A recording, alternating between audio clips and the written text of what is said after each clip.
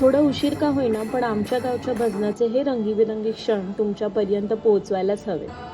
वाडीतील सगळे एकत्र येऊन उत्साहात, जल्लोष, भजनाच्या तालात, भक्तीच्या रंगात न्हाऊन निघालेला आमच्या गावच्या बाप्पाचा हा उत्सव आहे.